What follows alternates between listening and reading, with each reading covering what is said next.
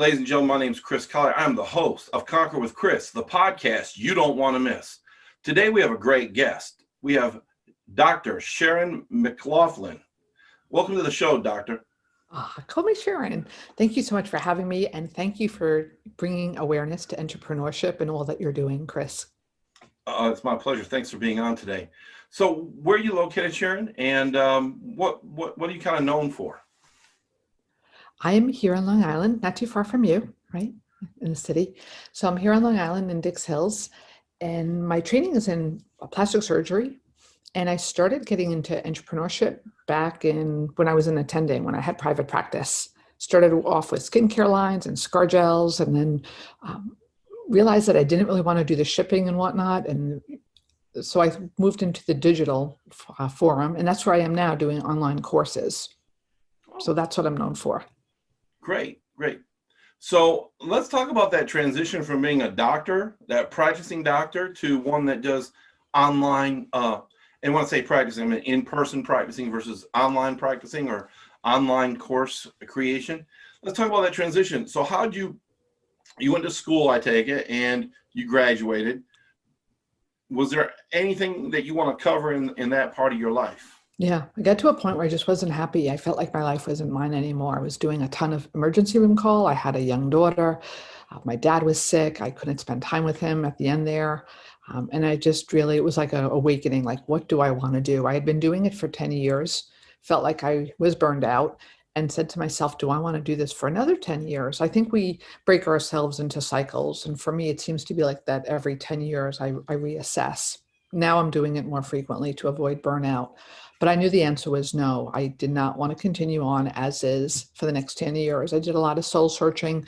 And I believe, it helped me to have the MD behind me without a doubt. But you don't have to go to college. You could learn a trade. There's so many things online that you could do online right now. Just kind of teach yourself, do courses, whatever you want to do, mentorship, coaching, but find what you're passionate about. And to me, I think most physicians, we agree that we like to teach. That's why we went into it. We like to teach. We like to help others. So I knew that I wanted to continue that.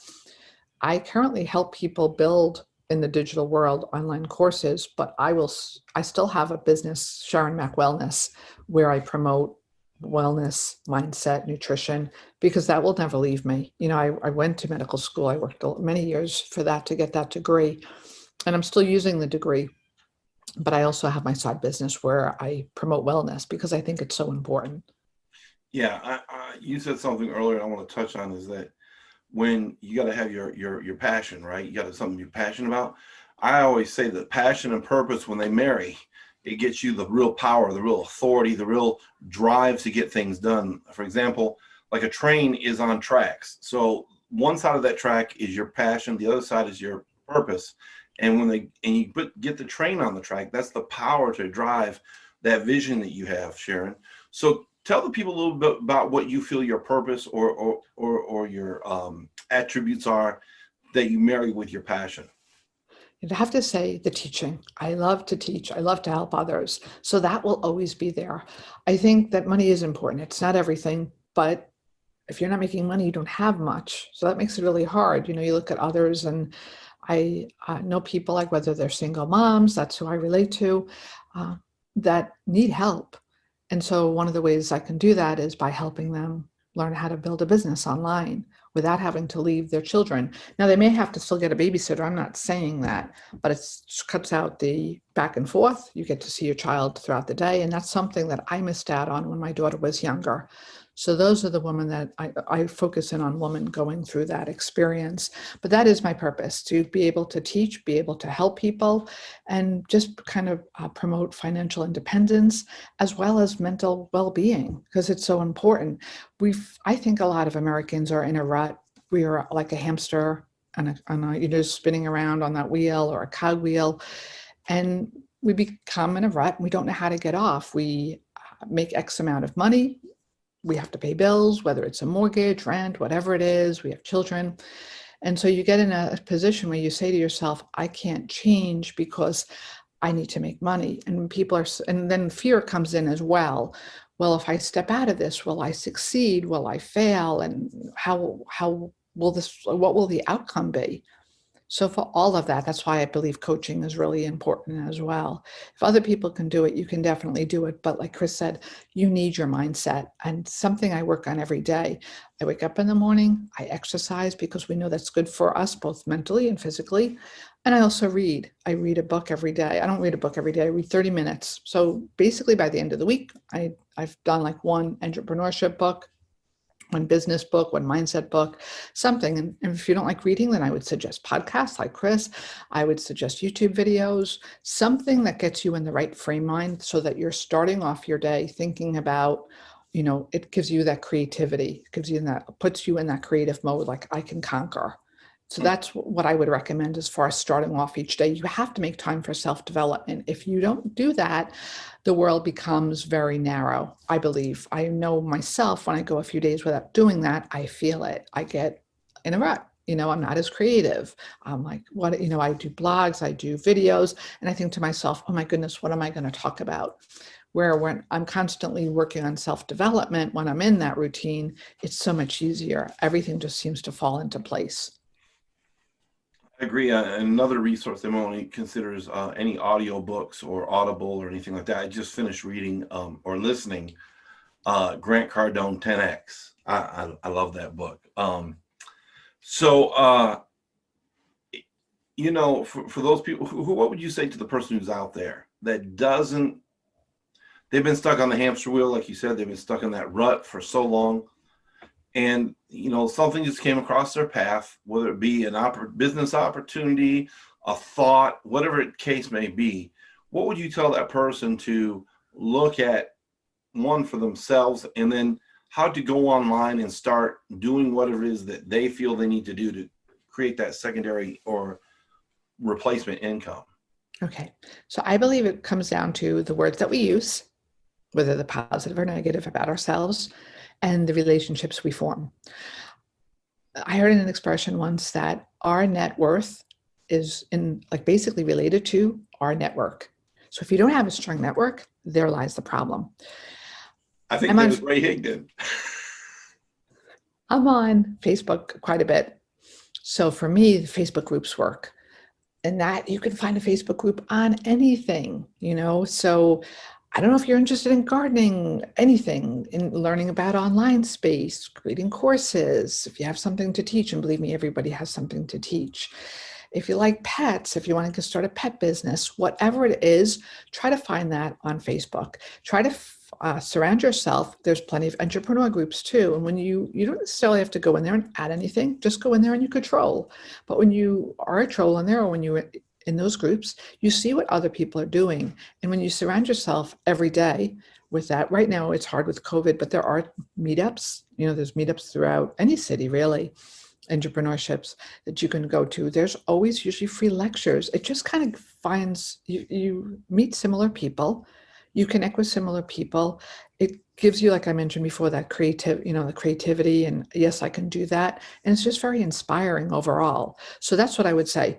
Try to start networking. And it doesn't mean that you have to leave your home right now with COVID. You could do it right from your computer, just hopping online and looking, a lot of these, you mentioned Grant Cardone, he's on Clubhouse right now. So Clubhouse is a social media platform where you can go and just listen to him and start networking with other people, just to be surrounded by that. So there's lots of ways to do it. Different social media platforms, and the groups really help because it's different than just like scrolling through Facebook or in your feed. So I hope that answered your question. Sorry. No, that's great. You did a great job. I'd also say is to since you did a quote, I'm going to share one here. It's your income is tied to the 3 or 4 people closest to you. And so you say, well, all my friends just dropped out of school, and I dropped out of school, and I don't have that kind of leverage or influence. Make new friends. Sometimes you're going to have to replace your friends. I know saying it sounds easy, and I know it seems very difficult, but at the end of the day is, what do you want out of life? Because what I realize is people going in the same direction have a lot in common. If you're going nowhere, doing nothing, then you have a lot in common. But if you're going somewhere and you're attempting to achieve something, then you might not have so much in common with that person that you used to do nothing with. So, Sharon, if someone's going to come online and start a business, other than going to Facebook and groups and getting encouragement and mindset right, what would you tell them the first steps to starting something online would be, as far as like getting their name out, or other than networking? Networking works. That's a great thing about Facebook and LinkedIn groups too. But what would you suggest they do? Honestly, you need to build your email list. First, you have to think about what you're passionate about. And you could ask yourself, where do I spend time online? What do I do? What type of books do I read? Look there first. Ask your friends and family, what am I good at? If people come to you for advice, what type of advice are they seeking? What are you known for?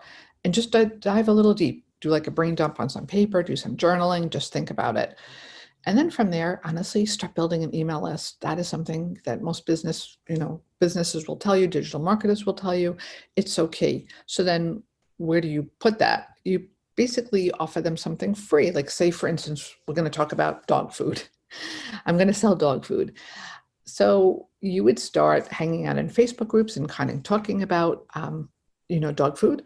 You would then mention, oh, I have, a checklist of the best dog food ingredients. This is all off the top of my head, so sorry. And then you would create that. You could do something in Canva, which is really pretty. I'm a female. I like that feminine look, so something pretty. And then basically have a platform where they give you your email, give them a link. You can also make sure that on Facebook or wherever your social media profiles that you have a link. Like if you take a look at mine, you have a link to go somewhere to see, what I'm offering. So that should all be there, because sometimes people don't want to just for outreach. The other problem with putting a link is that, unfortunately, whether it's Facebook, Instagram, it doesn't matter. They won't show that post as much because there's a link off their platform. So just something to keep in mind. But you want to offer something free. You want your systems in place so that you can start collecting emails. And then you send them emails, good quality. You don't sell to them every day, but you send emails, and you could set it up. It's called an autoresponder, talking about dog food, talking about pets. Somebody that buys dog food, that they're going to pay a premium price or a little bit extra for the dog food. What else would they be interested in? And then kind of sell similar items. You don't have to sell them per se, but you could do affiliate marketing where you connect with a business, you get a link, and you can promote, I don't know, dog shampoos, because you have people that are coming to your site, they're interested in dogs. So if somebody makes a sale from your link, you would get a portion of that. So that's considered affiliate marketing.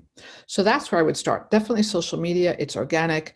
You could start, deciding on your niche first, then set up where there's systems involved to start collecting emails.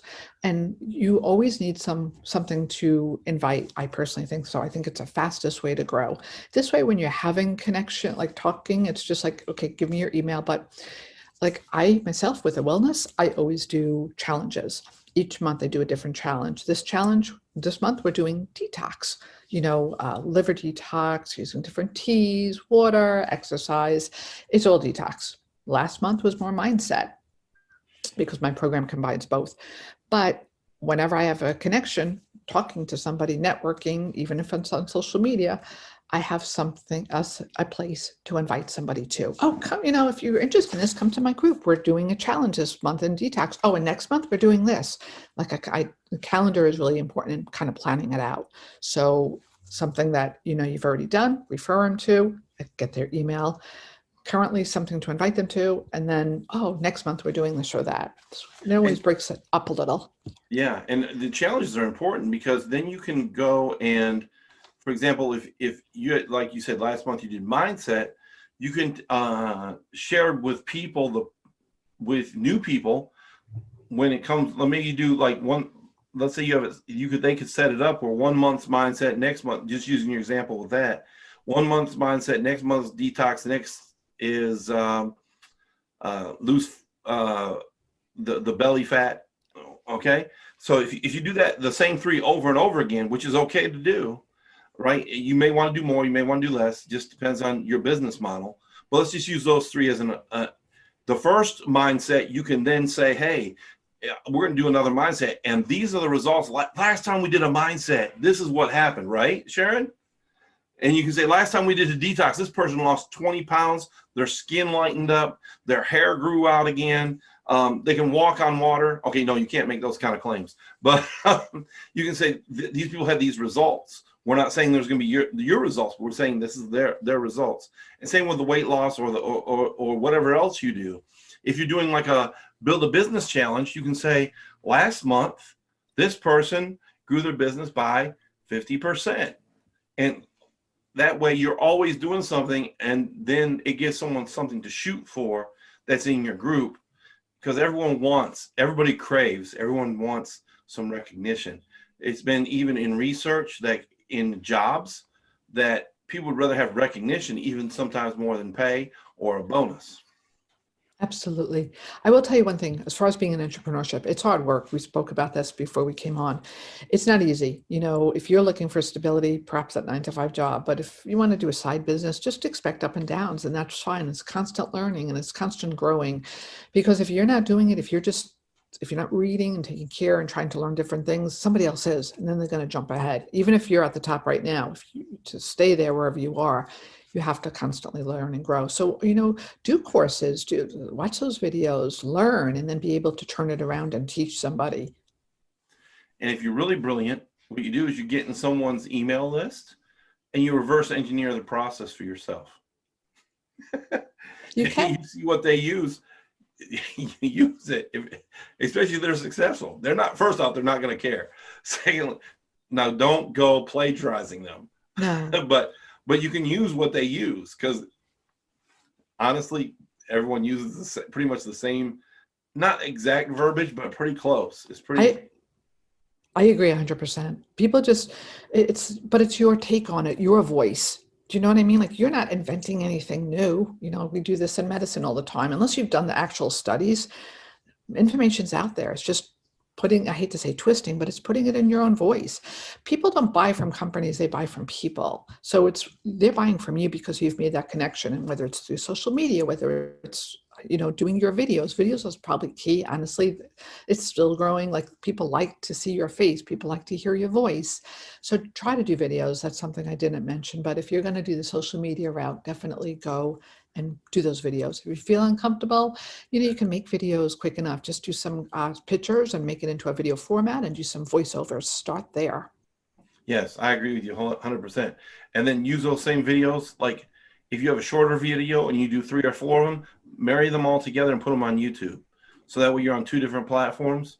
If they're covering the same subject and it's just a continuation video, you do a couple lives on Facebook and you're sharing about dog food and what dog food's best, what breed of dog this dog food's good for, so on and so forth. You compile all those 2, 3, 4, 5 videos, whatever it is, and have you a nice little, you can use Windows Movie Maker and marry them all together and put them on YouTube, and then it's considered a different video.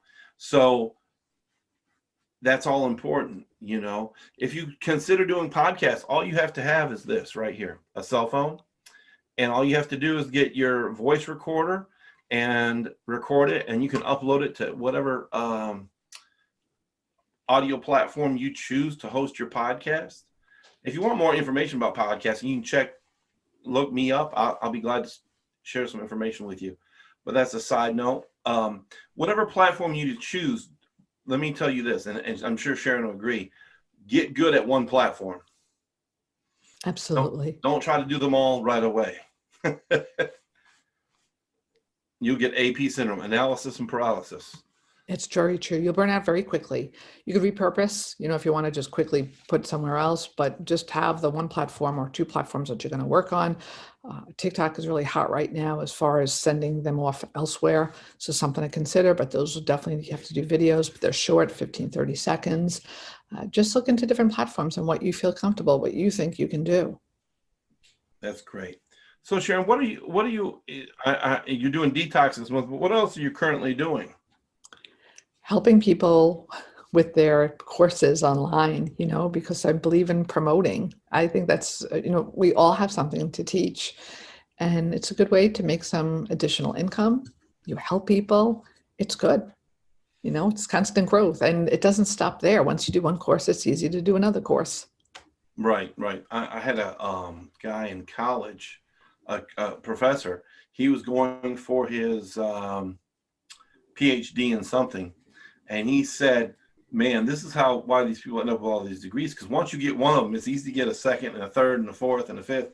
And he said, um, and so like with that, once you become content course creator, it's easy to come up because you realize you're meeting someone's need. If they have a headache, you're giving them an aspirin. And you figure out they have a cold, you give them cold medicine. They need a dog food, you tell them what dog food's best. So creating a course is not difficult. It's just overcoming that first hurdle and making sure it's a viable thought process. Let's address that for a second, Sharon. Since you're on here and you're a course creator and a course creator coach, so to speak, what would you tell someone who's trying to make their first course? How to go about it, make sure it's viable, making sure some people want to buy, making sure that it has more value than what they're asking for in price. Yeah. So there are a lot of courses out there. One thing I would do is ask some friends and family to come and do a Zoom with you, provide the information. Hopefully that, these people are going to go with the dog food theme. It has to be people that have dogs, people that are interested, present the information, get some question and answers, take your information and tweak it. So perhaps one-on-one really works good, or in a group is absolutely fine, but you need feedback. You constantly want to test it. And so when you start there, then you can have some clients come in. You could start coaching again, or just providing the information in a group format. Again, now you're taking it to another level. Maybe they'll give you more feedback and you're presenting to them, and that you're going to charge for. And then you can do, whether it's record the videos, do other videos by yourself, make that into your course. But I would definitely start with that group one-on-one. You could just start recording and putting it out there. But unless you have experience and it's without testing, it makes it really difficult. Plus, when you've asked your friends and family, when you've gotten that first one or two groups through, you're now getting testimonials about the program. And testimonials really help on that sales page. Because think about it, when do you buy? You buy Amazon because you know the products. As far as buying courses or material, where do you go and what do you look at? Think about it next time you go to a sales page. Video, you feel comfortable listening to the person, what the sales page looks like, testimonials that other people have done it, and even something similar like social proof. You see those pop-ups popping up on the website itself. So-and-so just bought 5 minutes ago or 20 minutes ago, or 24 hours ago, whatever it is. But that's the step I would do it. And what I recommend to people, because I believe you have to test. I believe you need testimonials. A lot of people spend hours and hours creating something. It doesn't mean it's going to sell. and the last thing we want to do is have someone go out and make something and then give up on their dream because they invested too much time in the wrong idea.